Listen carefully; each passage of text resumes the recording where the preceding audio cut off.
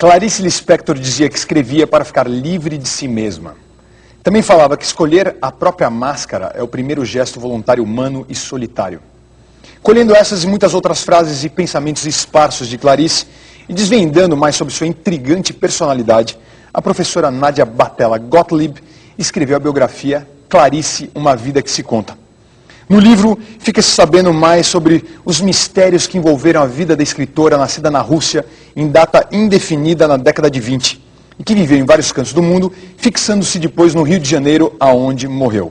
Antes de mais nada, Nádia, seja bem-vinda ao nosso programa. Obrigada. Eu gostaria de saber se é uma data indefinida mesmo ou se supõe-se que tenha sido dia 10 de dezembro. Há várias datas documentadas a respeito do nascimento dela, mas eu acho que a mais provável, e a que consta no meu livro, é a de 10 de dezembro de 1920. Eu fico com essa. Por que essa dúvida a respeito da data? Dúvida porque ela mesma declarou haver nascido em vários anos. À medida que o tempo passava, ela ia fazendo as suas adaptações.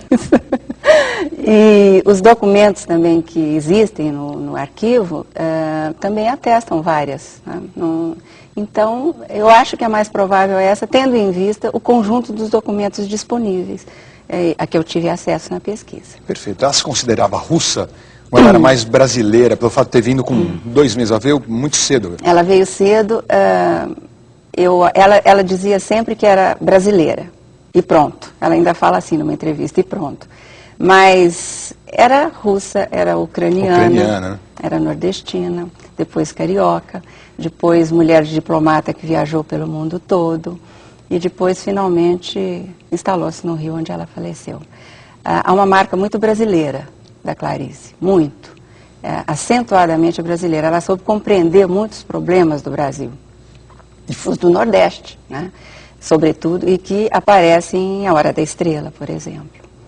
Mas soube compreender também, eu acho que o ser humano em geral, porque viajou muito, teve muita experiência também em outros países. A gente vê nessa entrevista, a gente nota o sotaque dela, um sotaque muito específico ali, porque ela tem um pouquinho, ela puxa um pouco no R, ela puxa um pouco no sotaque nordestino. Qual que é o sotaque? Que já foi ouvido e interpretado de várias maneiras. É uma coisa curiosa esse detalhe do sotaque.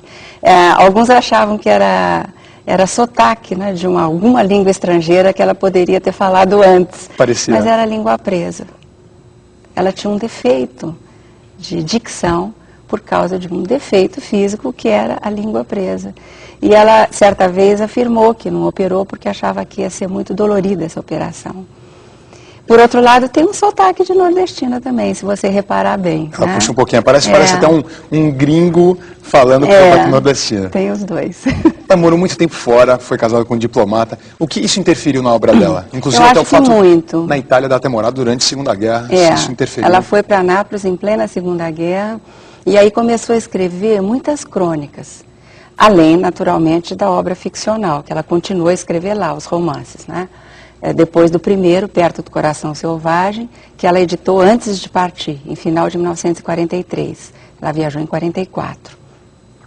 E essas crônicas são muito bonitas e constituem mesmo um capítulo importante da literatura brasileira dentro do tópico da literatura de viagens. Há sobre Berna, Nápoles, Inglaterra. Sempre crônicas. Sempre crônicas. Perfeito. Nós continuaremos assistindo aqui a hora Clarice Lispector, daqui a pouquinho retorna então com Nádia Gottlieb, falar mais um pouquinho, tem sobre a produção literária dela, etc. Muita coisa importante. Por enquanto voltamos a Clarice. Voltando aqui então com Nádia Gottlieb, autora então da biografia de Clarice Lispector. Ela se define como uma pessoa tímida e ousada ao mesmo tempo. Ela era exatamente tímida e ousada ou não? Eu a vejo assim. Acho que era tímida e ousada ao mesmo tempo. Aliás, esse ao mesmo tempo é uma das tônicas da literatura dela.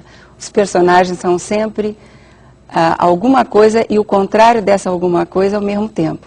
Ela fala, é uma das escritoras nossas que enfrenta muito bem a questão do ódio. Geralmente fala-se no amor, né? E abafa-se o ódio. Então, em Clarice existe tão intensamente o amor quanto o ódio, que é o que ela chama de paixão. Na mesma as duas proporção. coisas ao mesmo tempo.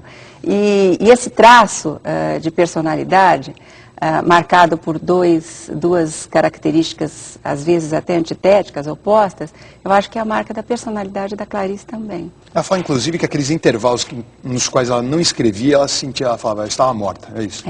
A Clarice vivia intensamente a arte que ela fazia, a tal ponto que essa é uma proposta que eu passo, né, no meu livro, ela foi se ficcionalizando e chegou a se enxergar como personagem. E as coisas se misturavam também. Que nos conflitavam muito. Ela, escritora, com ela como pessoa, até que não se conflitavam, viviam pacificamente. Acho que não, porque quem sabe fazia parte tudo do mesmo plano, de vida ou de morte, não sei. E a partir da Clarice, a gente pode dizer que existe uma prosa essencialmente feminina na nossa literatura, não? Eu acho muito difícil você dizer o que é essencialmente feminino, porque há graus de sexualidade, né? E fica difícil você dizer. Eu acho que o que é feminino vai acontecer depois de você dizer o que cada mulher disse e como. Daí, quem sabe, haja aí um denominador comum e a gente possa chegar a certos postulados em torno de uma teoria da linguagem feminina. Mas cá entre nós ninguém escreveu como mulher como a Clarice. Verdade, uma das maiores escritoras do Brasil. Não só porque os personagens, na maioria, são mulheres, mas porque o modo de ver, tem um olhar aí feminino que um dia a teoria da literatura vai tentar definir, talvez consiga. Para finalizar aqui, qual foi a relação dela em relação à própria obra? Porque ela fala que tem o ovo e a galinha, ela gostava muito porque ainda permaneceu um mistério para ela mesma. Como é que era a relação? Ela gostava dos livros, dos próprios livros? Eu acho que gostava. O fato de não voltar a eles mais, eu acho que é tão comum, né? Porque quando o escritor termina a obra, se desvincula, né? A obra vai viver por si. Agora, ela como leitora, parece um pouco, talvez, com a gente como leitor. Quer dizer, ela fica intrigada com os textos próprios que ela não consegue entender muito bem.